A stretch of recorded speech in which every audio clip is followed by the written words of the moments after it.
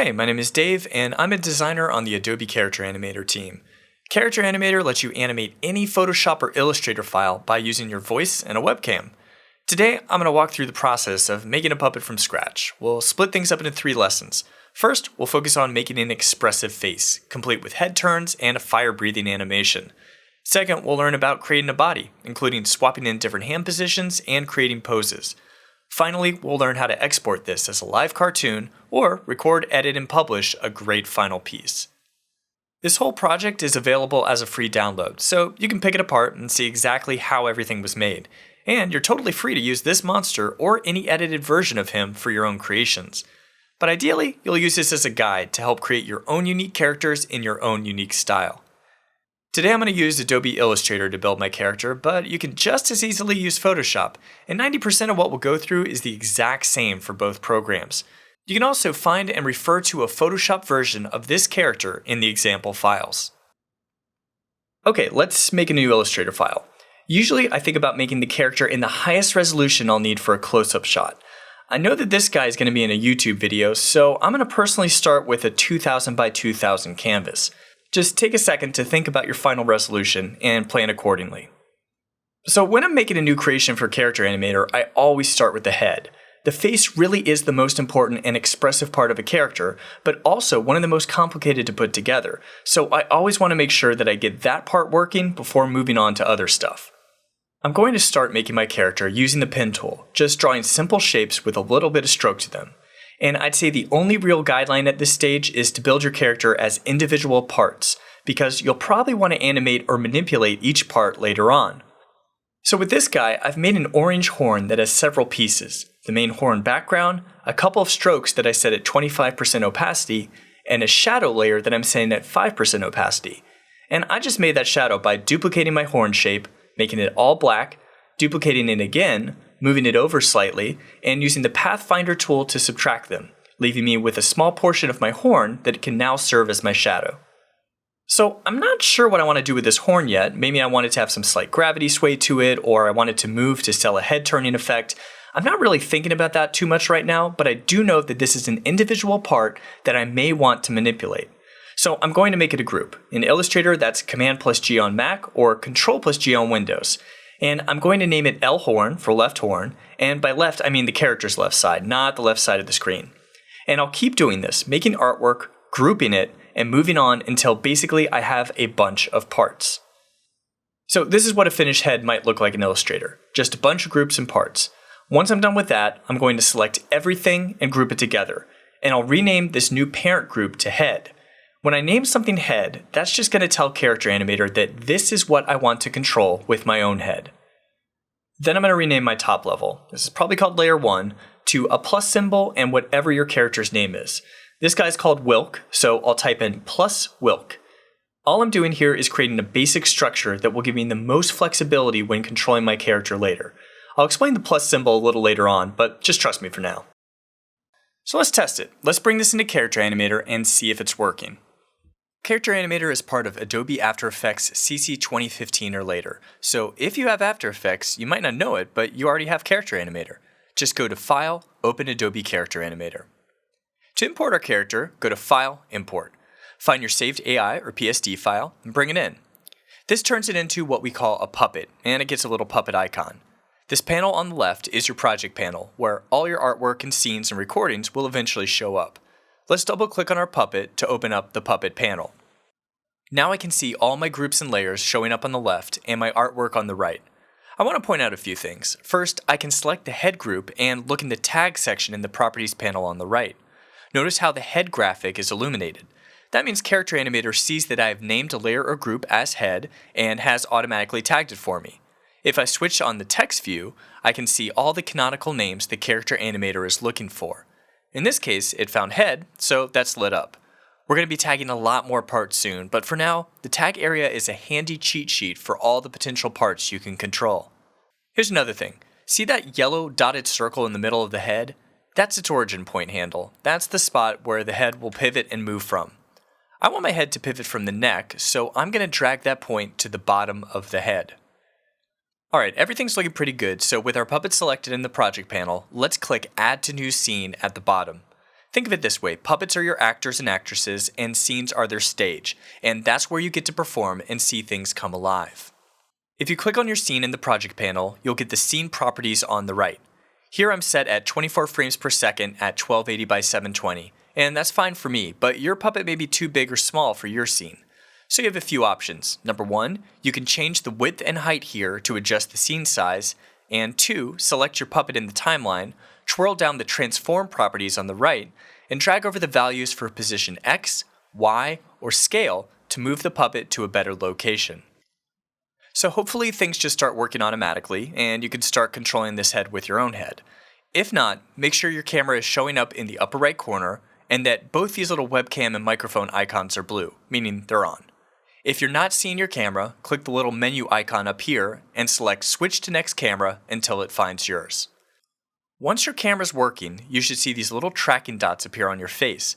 If they're not, you could double-click your face to try to force it to find you. For the best results, you want your face to be well lit so the tracker can pick out all your features. Personally, I usually shine my desk lamp towards my face anytime I'm recording. And if you click Set Rest Pose, you'll reset the default starting position of the head, which you should always do when getting started. So if I move in and then click Set Rest Pose, it's going to think that closer up view is my starting position and react accordingly. Overall, things are looking good. We're off to a solid start. I can move left and right, in and out, and so on. The puppet's head should be tracking your own head. So let's go back to Illustrator and see if we can build on top of this. The first thing I want to do is think about identifying which parts I want to be able to move independently from the face. So an example of that is an eyebrow, right? In general, you want it to follow your head, but you also want it to be able to move up and down on its own. So if each eyebrow isn't in its own standalone group already, you should do that now. And then we want to add a plus symbol to the front of each name. That's the information the Character Animator needs to know to let these have the freedom to move on their own, which we call warp independent. Moving back to Character Animator, first notice how our changes are being synced. When you make a change in Photoshop or Illustrator, Character Animator recognizes that change and updates accordingly. In the Puppet panel, now notice instead of the plus in the display name, we have these filled-in puppet icons, signaling that they are warp independent. Also notice that a 2 has been added to one of my brow groups because every puppet component needs a unique identifying name. And if you check out the layer properties on the right, you'll see the warp independently box is checked. Now we have to tag the eyebrows correctly, so let's select the left eyebrow, go to the tag section, and tag the left eyebrow, and then we'll do the same for the right eyebrow. If I go back to my scene now, the eyebrows should move along with my own eyebrows. I can adjust how much they move by twirling down the face properties on the right and playing around with the eyebrow strength parameter. For this guy, I'm liking around 50%. While I'm here, I'm also going to adjust the head scale strength to 0% because I don't really want my head to shrink or grow. I'll generally fine-tune each of these parameters for every puppet I make to get the exact level of expressiveness that I want. Next, let's tackle the eyes. So I had previously grouped each eye together, a left eye and a right eye. In Illustrator, if I wanted to manipulate these objects more, I just have to double-click on them until I enter isolation mode. So let's do that and make our 3 groups inside each eye: eyeball, pupil, and blink. If you haven't made a blink layer yet, now's a good time to. I'm just going to duplicate my eyeball layer, change it to the skin color, draw a line through the middle of it, and group that together. I'll toggle the visibility off for now, and do it for each eye. And just like the eyebrows, we want the pupils to move independently as you look around. So for each eye, we should add a plus in front of the pupil group name. I'd also recommend adding a plus to each parent eye group, because characters can have parallax effects and other things where you might want the eye group to move on its own. You probably noticed I also have extra eyelid layers inside my eyes too. Don't worry about that now. As long as I have those other groups, I should be okay. Quick aside for those of you who are using Photoshop. The same grouping structure applies, it just looks a little different over here. You can see the full group structure instead of going into isolation mode. Just put those eye groups inside your head group and you'll be fine. Time to head back to Character Animator, and now I need to tag each of the eye groups. The parent group should be tagged left eye and right eye, so just click on the big eyeball circles for each group. Then tag left pupil, left blink, which is the thin line that goes behind the pupil, and right pupil and right blink. Now by default, Character Animator is going to use the perimeter of your eye group as the bounding box for your pupils. You probably don't want your pupils flying out of your eyeballs, right? But we do have an extra option, and those are these little dotted lines on the side down there. That sets a more specific pupil range. So if you ever have a character where the pupils are moving too wide or too narrow within the default eye range, you can tag any layer with pupil range and that will take over. Let's head over to the scene, and if I did everything correctly, my character's pupils should now be following my pupils and staying within the confines of the eyeball. And when I blink, my character should blink as well. You may want to make some more adjustments in the face properties, like eye gaze strength. I set mine to 75% so the pupils don't dart around as much. And if I don't like the blinking, I can always turn it off by setting eyelid strength to 0. Notice I also have the blink eyes together checkbox, which is on by default, but unchecking that will allow me to wink if I want to. Okay, now let's talk about the mouth. Check out the mouths in the tags area down here. Your mouth is a group that includes up to 14 different shapes. 3 of these are controlled by your webcam when no one is talking, when no voice is being picked up. And those are neutral, smile, and surprised. The other 11 come from analyzing audio, either in real time as you talk, or from an imported audio track you bring in. So Character Animator automatically recognizes over 60 different sounds and will automatically serve up the mouth that it thinks is the best fit for what it's hearing. But the little images in these tags are a pretty good guide for what a potential shape might look like. Now, depending on your character and art style, your mouths may look really different, but generally speaking, an ah mouth is going to be pretty wide open, is going to be closed, and so on. We have a few choices here. We can start from scratch, or we can steal from another character and modify it. So I'm going to steal. I'm going to click on the Welcome tab, which should be up here. If it's not, you can go to Window, Welcome. And I'm going to click on New Puppet in Illustrator. And that's going to open up the default blue puppet guide that Character Animator comes with, named Stanny, both as a puppet and a scene in Character Animator, and the Illustrator source file. This guy is a good example of how to structure things, so if you're ever stuck or something isn't working right, refer back to Stanny and see how he was put together and organized, and it might help. But for today, I just need his mouth, which just happens to be the exact same shapes as the tagging icons. I'm going to double-click the mouth to isolate it, select it, copy it, and then return to my monster and paste it as part of the head. I'll delete my existing mouth and move this one over. If I twirl the mouth group out, I can see it already has every shape named correctly, and those will be auto-tagged the next time I go into Character Animator. Also notice that the mouth group has a plus in front of it. Again, we may want to move this on its own later, so it's good practice to keep it independent. I'm going to do a few small modifications. I'll flip the mouths around, and my character has more of a black stroke around everything, so I think these would look better if I added strokes around the teeth and tongues to make them feel more in the same style.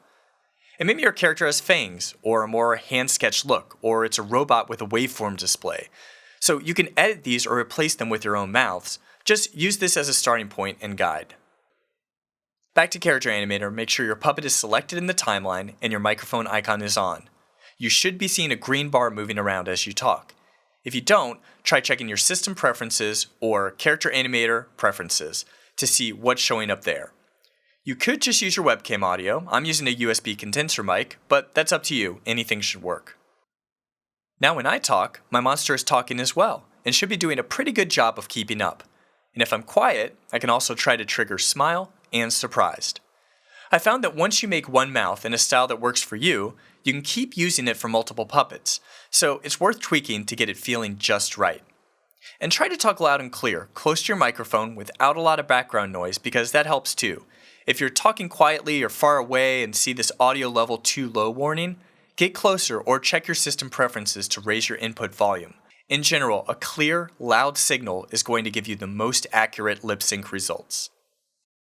A little detail that adds some life to puppets is the ability to make certain parts of them sway and flop around as you move. You just focus on performing, and the secondary animations follow your lead, so you don't have to worry about them. So maybe your character has hair, fur, a necklace, a tail, or something that might benefit from adding some physics to it. For this guy, I'm thinking I want to do something with his 3 strands of spiky hair up top. The only thing I have to worry about in Illustrator is that each of these is their own group, so each hair strand is separate, and each has a plus in front of their name, because just like most of the parts we've tagged so far, we want them to be able to move on their own. Let's go to the puppet panel. In each hair group, I'm going to do 2 things. First, remember what we did with the head when we dragged the origin handle to where the neck would be, because that's where we wanted it to pivot from? Same thing here, we probably want these hair strands to bend from their roots instead the default middle of the layer, so I'll drag the origin handle towards the bottom. Second, I'll select the dangle tool down here, the little pendulum icon, and you can think of it as a little metal ball or weight that's going to determine where gravity is pulling down. For the hair, I want that to be at the top of the strand, so I'll place it up there. I'll repeat this for every hair group, moving the origin down and placing a dangle point. Where the origin and dangle point reside can lead to different effects, so feel free to play around with these and see what looks best to you. By default, if I move around, you can see a little sway, but it's barely there. So let's twirl down dangle in the properties and change the spring stiffness to 65. Now it's a little more visible. I can play around with a lot of options here: gravity strength and direction, wind effects, and more. Just like the face parameters we tweaked, every character is going to feel different, so play around with these and see what looks best to you. And if your hair ever looks lopsided or weird like this, you can reset the scene by clicking this little refresh button. The eyes are one of the most expressive parts of a character, and if we just have them looking around and blinking with the occasional raised eyebrow, it works all right, but that confines us to a very limited range of emotions. I can't really show my character getting angry or worried or other common feelings. What we're going to do is give this guy a few different eye-related animations that I can trigger by tapping letters and numbers on my keyboard. Let's start with the eyebrows. I want to be able to control these to slant downwards when I want to convey anger. So let's double click on the right eyebrow until I've isolated it and rename the single shape to normal. This is going to be my default eyebrow position. Then let's select the eyebrow, copy it, paste in front, that's Command F on Mac or Control F on Windows, and rotate it slightly downwards. And I'll rename this layer to Angry. Then I'll go back and do the exact same thing for the left eyebrow. If I go to Character Animator now, both eyebrows are showing up at the same time. So I need to set a key trigger on my Angry eyebrow to only show up when I press the A key. I'll do that by finding and selecting my Angry layers. I can select both at the same time by pressing Command click on Mac or Control click on Windows, then go into the Trigger section of the Properties panel, type in A for the key, and check the Hide Siblings box. What that means is that when I press A, I want Character Animator to only show these layers and hide everything else that's on the same level inside the group. In this case, just the normal eyebrows. That's the only other thing in the group at this time.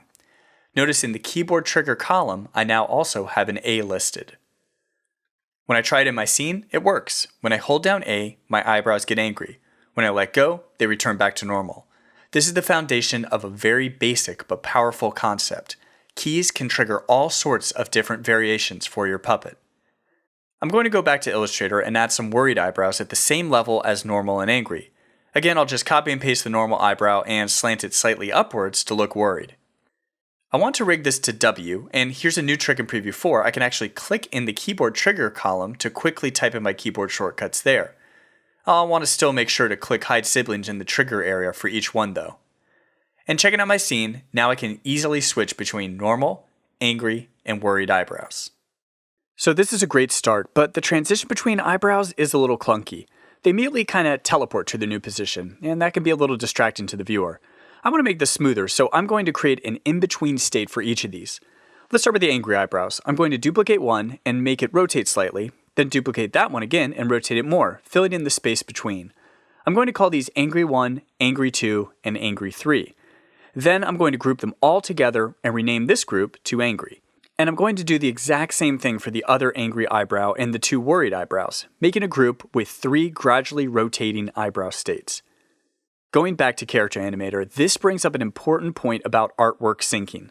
In general, Character Animator will try to do everything it can to keep everything in sync, your Photoshop or Illustrator file and the Character Animator specific edits you've made on top of it.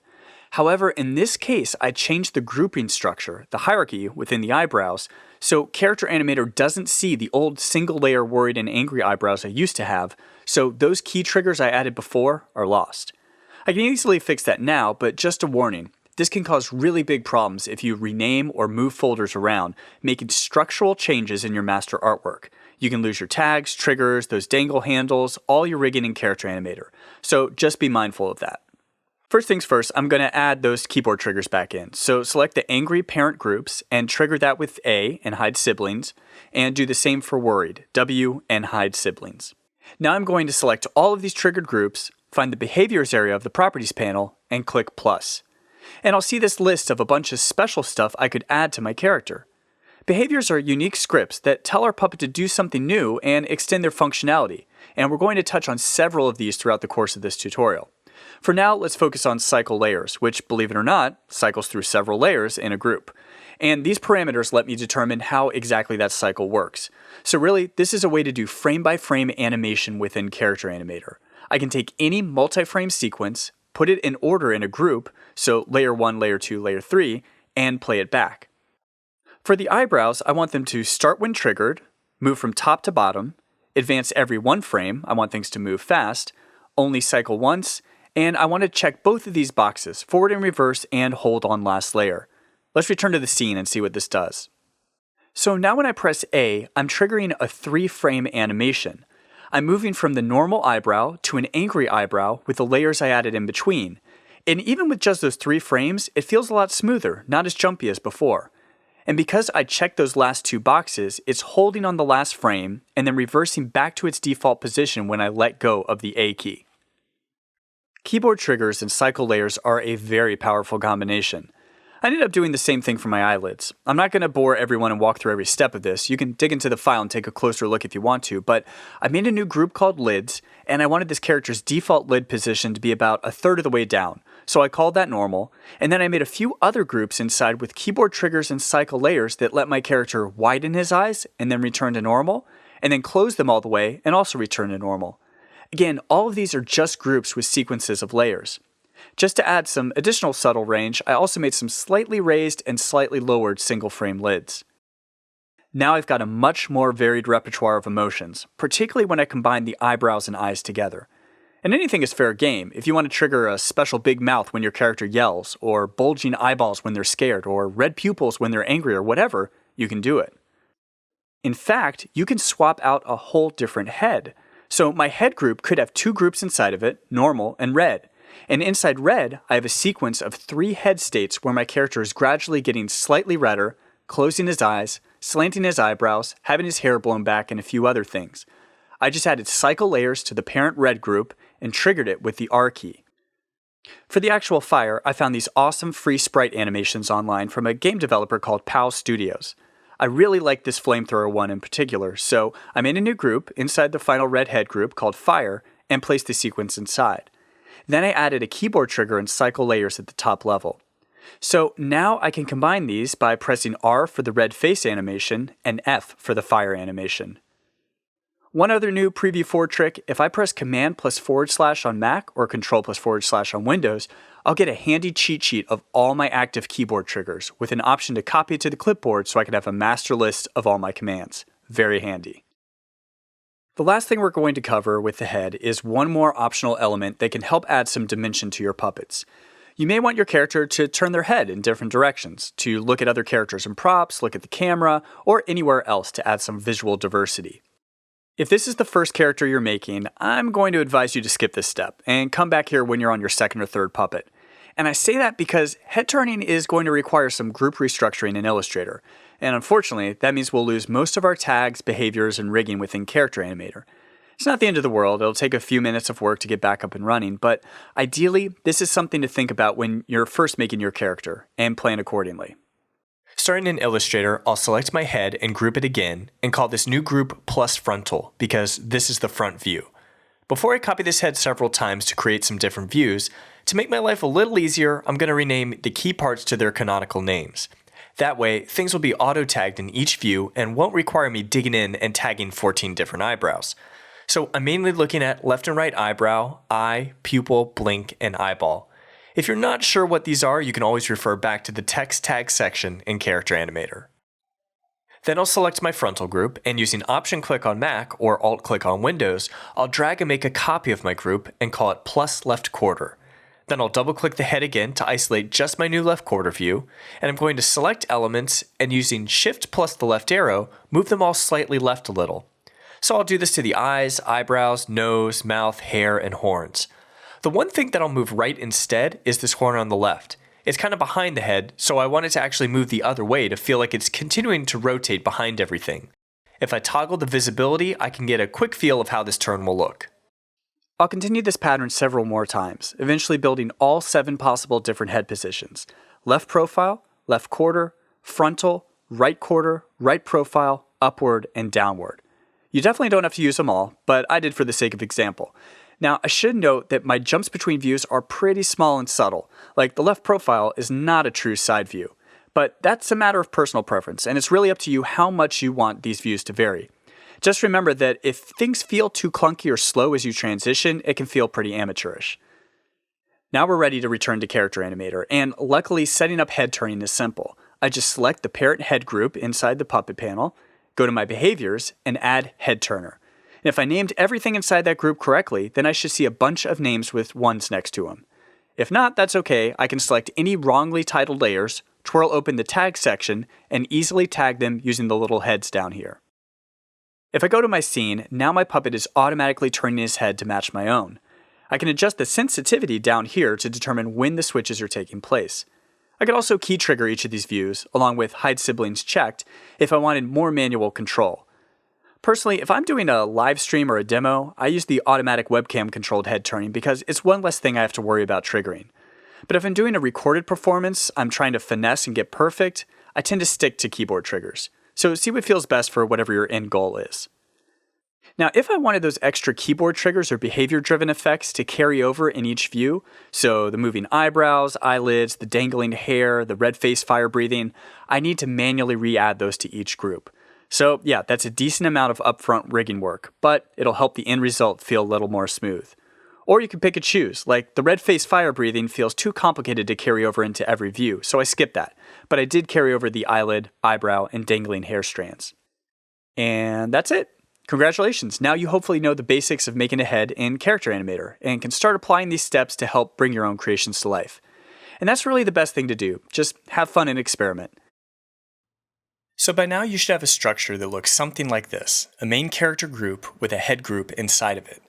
Now you just have to make another group inside your character and below your head called Body. This is where we'll put everything else to support the head. Similar to the head, I'm going to start drawing the body using shapes and the pen tool in Illustrator, and thinking with a similar setup where I'll group and name all my distinct parts so I can easily manipulate them later. The torso can be its own big group. It's just going to get pulled in different directions by the head or various limbs. I'll build my limbs on top of that. Note that layer order is very important here. I know that I want my left arm to go in front of my character, not behind, so I'll make sure to put that towards the top. Same with feet. If I wanted to do a walking animation, with this character I'd want the left leg to walk in front of the right. If everything wasn't grouped together and all in the same layer, Character Animator wouldn't know what was in front or behind, and you'd end up getting these meshes fighting for the same position when you move them around later, which never looks good. So think about that layer order now. If I go to Character Animator now, I'll see the body flopping around, following the lead of the head. For my character, I'm noticing he seems to be pivoting from a point somewhere outside of the torso. So I can go into the puppet panel, and when I select my top layer, I notice that my character is in a big rectangle bounding box and the origin handle is in the middle of it. The reason for this is my head had that fire breathing animation, and although I may have hidden it by default, it's still being calculated as part of the whole puppet. But I can remedy this by selecting and dragging the origin to a better center of gravity, like around where a belly button would be. Now my character seems to pivot from the waist as I might expect. Even subtle changes to origin locations can have dramatic impact on how your character moves and pivots. Finally, for the time being, I want my character's feet to stay planted in the ground, so I'll highlight my body group, select the little thumbtack tool down here, and click on each of the feet. This creates fixed handles, which will nail these parts of the puppet down and prevent them from moving. Now in my scene, my character's feet stay still while the rest of the body is free to move around. The arms and hands are another huge potential source of expressiveness. A character who can flail their arms, point at things, give a thumbs up, and more can add to the emotions the facial features and voice are trying to convey. I found that having the arms in an A position, so outstretched and slanted downwards, is a great default state. I'll also want to make sure my left and right arms are warp independent by adding a plus symbol in front of their layer names. Inside each arm, I'll create a hand group. Just like I did before with the eyebrows and eyelids, I want to be able to switch between several different hand positions, and the best way to do that is to put everything inside a group, which we'll add key triggers to later. You can make up as many hands as you want. For me, I did some variations on default, pointing, and thumbs up hands. I included some flipped versions because certain orientations will look better or worse depending on where the arm position is. Let's get things ready in the puppet panel in Character Animator. First, I'll twirl down my hands folders, and for every variation except whichever one I want as my default, I'll assign a unique key trigger with hide siblings checked. Now in my scene, when I press those keys, the hands will switch states. But if I move my head around, look what's happening. My warp-independent arms are becoming detached from the body. I need to be more specific in how my limbs get attached. I'll select my left arm group, find the staple tool, and staple at the part where I want the arm to connect, in this case, around the shoulders. Stapling is a quick way to attach an independent part to its parent. My body now gets a new handle, which is essentially the socket that my arm is connected to. I'll do the same thing for the right arm, and now the arm should follow the body as expected. To move limbs in Character Animator, we drag them with a mouse or fingers on a touch-enabled device like a Surface Pro. In the puppet panel, I'll select the left arm, find the dragger tool, and add a draggable handle to the middle of the hand. If I return to my scene, now I can bend the arm by dragging around the left hand. If I do the same to the right arm, then I have two draggable areas, and whichever one is closest to where I start my drag will be the one I control. By default, once I release my drag, the hand will immediately return to its default position. But I have some control over this if I twirl down Dragger in the Properties panel on the right. The return duration determines how long it takes for the arm to travel back to its default position after release. So if I set this to 2, the arm would try to smoothly go back to the original position over the course of 2 seconds. The option I use the most, though, is changing after move to hold in place. This turns your character into an action figure, allowing you to create poses that stick until you move them again. If I didn't like the spaghetti noodle look of the arms and wanted to add more structure into them, I could select an arm, find the stick tool, and drag where I'd expect this character's bones to be, like the forearm and bicep, leaving some space in between for the elbow. Sticks let you have more control over which parts of a character you don't want to bend. So now that noodle has some scaffolding behind it, staying firm in the stick areas, but bending elsewhere. One other area of control I have is attach style. By default, a stapled limb is going to be welded to its parent as if you took a blowtorch to where they connected and merged them together. But you do have some other options, especially hinge, which will instead make the attach style like a helicopter blade, rotating around instead of being stuck in one place. Play around with it and see what works best for your character. This guy is a tail, which I want to bounce and sway a little as I move. So I'll make it a warp-independent group, move the origin to where it connects to the body, and add a dangle handle to the end. Maybe your character has a tie or dress or necklace or some other accessory that you might want to have a secondary animation. So take a look and think if there are any parts that might benefit from having some physics added to them. Earlier, I added 2 fixed handles to the feet to plant them to the ground. But depending on your final output, maybe you want your character to be a little less stationary. So I could delete those fixed points off the body group and do the same thing that I did to the arms to the legs. That's making them warp independent, stapling them, and adding sticks and draggable handles. Now I can drag the legs just like the hands. In a later lesson, we'll talk about how we could use this to record a walk cycle animation, but for now, you can just make some fun poses. For even more control, I could add additional draggable handles at places like the heel, knee, and elbow to give more precise movement for each part. I often play around with sticks, draggable handles, and fixed handles to get different results for how my character moves. With that, now we have a pretty good looking character who's armed and ready for the spotlight. Live animation is one of the more exciting ways to share your character. Think of it as being able to take your scene and broadcast that anywhere, whether it's projected on a big screen at a live event or over a live online video stream. This leads to a number of exciting new creative possibilities that haven't been possible before with traditional animation. First, let's add an environment so our character has a world to live in. To add a background to my Character Animator scene, I can just import a background PSD or AI file and drag it into my existing scene. I can change the order of my scene components by selecting a track and going to Timeline, Arrange, Move Up or Move Down. And again, characters and backgrounds can be repositioned or resized by using the transform parameters on the right. Preview 4 of Character Animator has added Siphon support for Mac OS X. Siphon is an open source technology that allows applications to share video frames with one another in real time. There are many programs that utilize Siphon. For example, a popular live video streaming tool for sites like Twitch and YouTube is OBS Studio. In OBS, Siphon is listed as one of the available sources. If I enter the source settings and have Character Animator running, the Character Animator scene automatically shows up as an option. If I select this, I get my scene as a clean output without the mouse cursor or any additional UI, and can now broadcast that to whatever destination I want. Note that Siphon is a video-only protocol, so you'll have to find and enable your audio source separately. One especially intriguing option is to turn off your background layer in Character Animator by clicking the eyeball toggle in the timeline, then check Allow Transparency in OBS's source properties. Now you have a video layer of just your isolated puppet that you could put on top of whatever other source you want. A live camera feed, a video game, a screen capture, or any other supported media type that you can think of. Character Animator can also record your performances and allow you to edit multiple takes to create a final piece that could be exported as a standalone ready-to-share video through Adobe Media Encoder, or a character that you can composite into another scene within popular video programs like After Effects and Premiere Pro. When you're in a scene, take a closer look at the behaviors on the right. These represent the things that you can record, and anything with a red dot next to it means it's armed for recording. So if I turn everything off except for lip sync, then Character Animator is only looking for my lip sync, not my face movements, arms dragging, keyboard triggers, or anything else.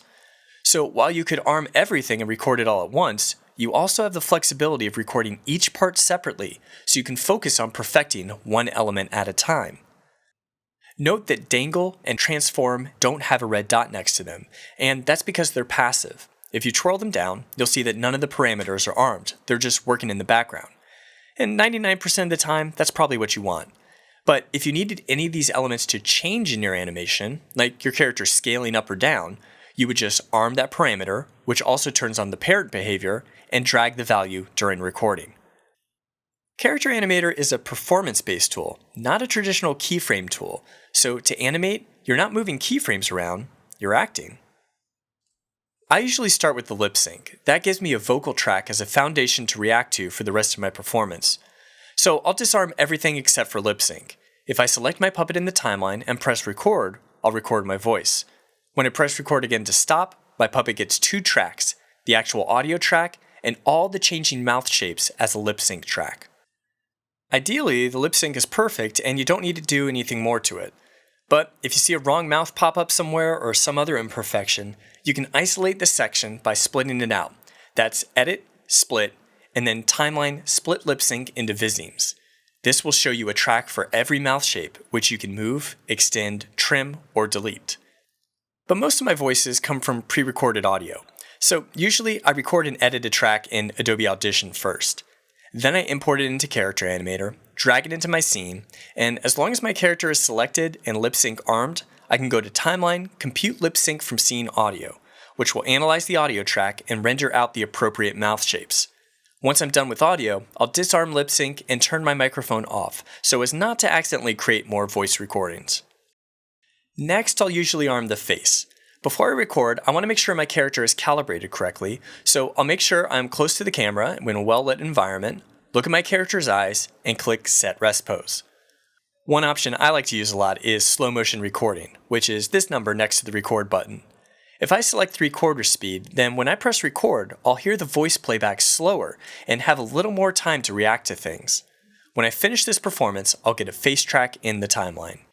Using the scene controls, I can return to the start and play my combined lip sync and face performance back. And I can drag this track to move it, or drag the edges to trim or extend it. But there's a section here where I wish the head was in a different position. Luckily, I don't have to re-record the whole thing, I just need a small fix.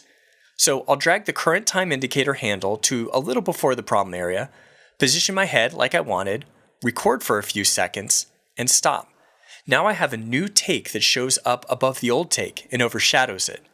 In Character Animator, whatever take is on top is the winner, so here I start with my original take, jump to the new one, and then return to the old one. To make the transition smoother, I have blend handles on the edges. If I drag these just a little towards the middle, I'm creating a gradual ramp up and down for the new take. In doing this, the takes will gracefully blend and ease into each other, looking like one seamless performance. It's very common for me to record one long take and then do several blended fixes like this throughout, fixing mistakes or accentuating certain parts. Another very common edit I'll make is modifying eye movement. And the most precise way to do this is by disarming camera input and arming eye gaze via mouse input. Now I can drag the pupils around with the mouse, giving me much more precision. I find that this can be a lot easier if you temporarily decrease the head position, scale, and tilt to 0%, which keeps the head stationary and lets you focus solely on recording the eyes controlled by mouse movement. After recording, I can set these back to their previous values. Currently, eye gaze doesn't have a blend, so I tend to hide jumps in where the mouse input takes over behind blinks. Just drag the edges to trim the eye gaze so it starts and ends when the eyelids are closed. So far so good, so let's disarm face and move on to the dragger. In most cases, I'll want to focus on controlling one limb at a time. So let's focus on the left arm first. With the arms, I'm usually trying to get pretty quick movement, so I'll often turn down the slow motion recording to 50%. Most of the time, I'll have my arms in a default rest state, like on the hips, but then I'll throw in gestures and movements when it feels appropriate. Once I'm done with the left arm, I'll move on to the right. One thing to note, because Dragger is universally armed, Character Animator is ready for any limb to be dragged, so by default, if I start recording the right arm, I won't see the left performance I just did because it's armed to record again, instead showing me the default starting position. But rest assured that data is still there, and when I finish recording my right arm take, I'll get a separate track for it and can play the whole thing back combined. So one way to make a character walk would be dragging the arms and legs to one extreme end pose and record a take, then pose them with their arms and legs going the opposite way and record that. You could then extend the bottom take and then blend and duplicate the top take over and over again to keep switching between poses. Then you could arm position X in the transform tool and record your character moving. You could even record 2 takes of the character being in 2 different positions and blend those so he walks smoothly from point to point. The last thing we'll focus on recording are keyboard triggers. The best way to set up keyboard triggers is by adding multiple behaviors for every triggered group your character has. You can do this in the puppet panel by selecting your top-level master puppet and adding a new keyboard trigger behavior that's renamed for every element you may want to trigger. So for this guy, that's the eyebrows, eyelids, his fire-breathing face, and his hand positions. If I return to my scene, I'll see my new behaviors showing up in the list, and now I can arm and focus on one part at a time. This keeps them separate, otherwise you run the risk of triggers overriding one another, and it's more difficult trying to tackle all the triggers at once. Just focusing on the eyebrow or just focusing on the hands is a lot easier. So that's what I'll do. Arm one keyboard trigger, record a performance, and repeat the process with the next one. Once I'm happy with my performance, I have several options. If I wanted to save this as a video, I can go to File, Export, Add to Adobe Media Encoder Queue. This opens up Adobe Media Encoder, which by default will make an MP4 of your scene's dimensions, duration, and frame rate. Just press Return or the green play button to start things off and render your file. You also have a ton of system presets, so if you wanted a video optimized for YouTube or Facebook, you can just drag that into your queue and render that version as well. But I can also export this character as a sequence to bring into After Effects or Premiere Pro to do more with. If you're going this route, you might want to turn off any background and make sure your scene is wide enough so the character isn't getting cut off. Then go to File, Export, Ping Sequence, and Wave. This will render out your performance as a sequential group of ping files, one file for each frame of your sequence. To bring your performance into Premiere Pro, go to File, Import, and select the XML file that gets created as part of the render. This will bring in your character as a new sequence, which you can then manipulate however you want, like layering a narrator character over top of an underlying video track. To bring your performance into After Effects, go to File, Scripts, New Comp from Character Animator Recording. Select any ping from your sequence and you'll import everything as a new composition.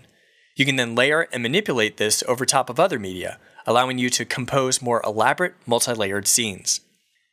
And that's it. Now you know the basics of creating and animating a puppet within Character Animator. Hopefully now you know enough to start making your own unique animated creations. In the video description below, you can download this example character, or check out a larger example project filled with dozens of different characters to play around with. If you run into any questions, feature requests, or bug reports along the way, Check out the forums link at the bottom of the welcome panel, which will take you to the official adobe.com forums. Good luck, and thanks for watching.